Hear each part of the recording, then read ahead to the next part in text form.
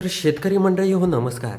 तर महाराष्ट्राच्या कोणकोणत्या भागामध्ये जोरदार किंवा मध्यम स्वरूपाचा पाऊस रविवारी 17 तारखेला होणार आहे हेच आजच्या व्हिडिओतून आपण बघणार आहोत. त्यामुळे व्हिडिओ शेवटपर्यंत पहा. जर आपण बघितलं तर सकाळी 8च्या सुमारास जर बघितलं तर 17 तारखेला इथे सातारा परिसर जर बघितला हा परिसर, तर या परिसरात हलक्या ते मध्यम स्वरूपाच्या सरी किंवा ढगाळ वातावरण सकाळी 8च्या सुमारास असणार आहे.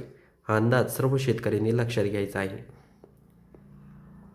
बाकी दुसरीकडं महाराष्ट्रामध्ये कुठेही वातावरण दिसत नाही आहे पावसाचं. सातारा परिसर जर सोडला तर इकडं रत्नागिरीमध्ये देखील ढगाळ वातावरण असणार आहे.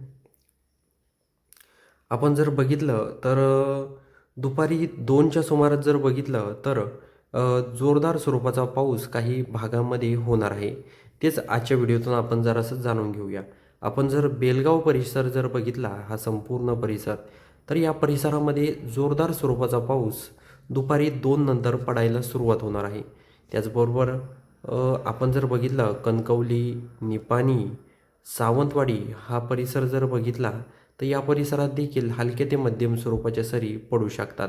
त्याचबरोबर कोल्हापूर, ईश्वरपूर, ईश्वरपूर परिसर या परिसरात देखील हलके ते मध्यम स्वरूपाच्या सरी पडू शकतात.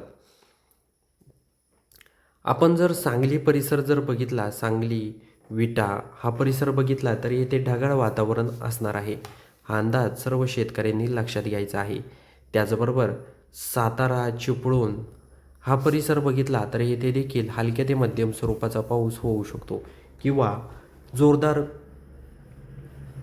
स्वरूपाचा देखील पाऊस त्या भागात होऊ शकतो.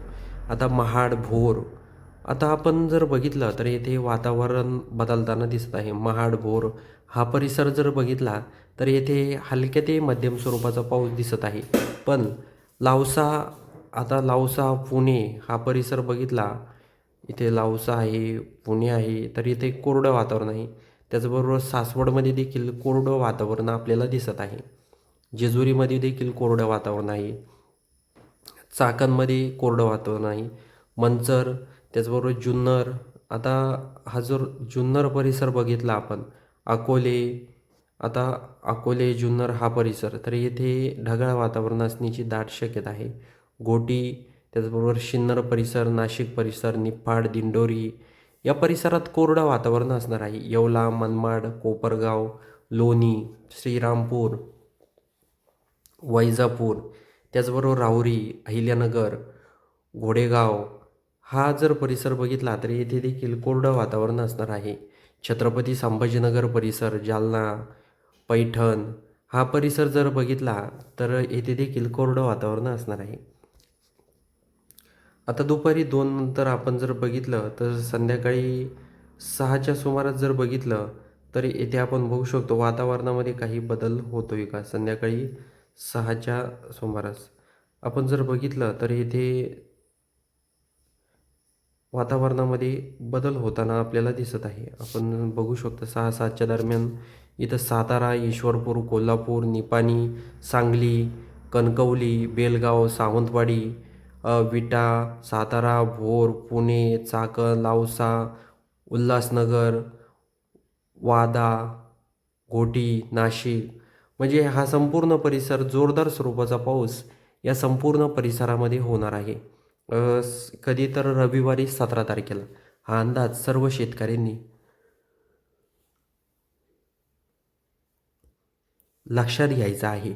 त्याचबरोबर शिरूर, अकोले, श्रीरामपूर, वैजापूर, मनमाड, मालेगाव, सटाणा, धुळे, अंबलनेर, चाळीसगाव, छत्रपती संभाजीनगर हा परिसर जर बघितला तर या परिसरामध्ये कोरडं वातावरण दिसत आहे. जालना, फलटण त्याचबरोबर पाथर्डी, बीड, जामखेड हा परिसर जर बघितला, करमाळा, अकलूज, पंढरपूर, विटा, आता बारामती, दौंड हा संपूर्ण परिसर त्यामध्ये जर बघितला तर 17 तारखेला या परिसरात कोरडं वातावरण दिसत आहे. पूर्णपणे कोरडं वातावरण दिसत आहे. तुम्ही जर बघितलं तर येथे आपण बघू शकतो पाऊस जो आहे ना, तो संपूर्ण हा जो आपण संपूर्ण भारताचा अशा पद्धतीने या साईडनं पावसाचं वातावरण आहे. आपण जर बघितलं आणि वारं देखील अशाच पद्धतीनं असं घुसत आहे. अशा पद्धतीनं गोल म्हणजे गोल राउंड करून ते भारतामध्ये, महाराष्ट्रामध्ये वारं घुसत आहे. आपण जर बघितलं जो समुद्र किनारपट्टीचा भाग आहे, मुंबई झालं, बेलगाव झालं, मंगळुरू, बेंगलुरू हा जर परिसर बघितला तर हैदराबादवर तर या संपूर्ण परिसरामध्ये जोरदार स्वरूपाचा पाऊस होणार आहे. त्यामुळं हा अंदाज सर्व शेतकऱ्यांनी लक्षात घ्यायचा आहे. या पावसामध्ये वाऱ्याचा वेग देखील असणार आहे. त्यामुळे सतर्क राहा. आपण बघू शकतो म्हणजे जवळजवळ पाऊस होतोय ना, तो समुद्र किनारपट्टीच्या लगतचा जो भाग आहे, त्या भागालगतचं पाऊस होतोय. भागालगत जे शहरं आहेत, त्या शहरांमध्ये जोरदार स्वरूपाचा पाऊस 17 तारखेला होणार आहे. त्यामुळं सर्व शेतकऱ्यांनी हा अंदाज लक्षात घ्यायचा आहे. तर शेतकरी मंडळी हो, आपले व्हिडिओ तुम्ही कोणत्या भागातून पाहत आहात, हे आम्हाला कमेंट बॉक्समध्ये सांगायला विसरू नका. जेणेकरून पुढच्या व्हिडिओमध्ये आम्ही नक्कीच त्या गावाबद्दल हवामानाचा अंदाज नक्की देऊ. त्यामुळं कमेंट करायला विसरू नका आणि चॅनलला सबस्क्राईब देखील नक्की करून जा.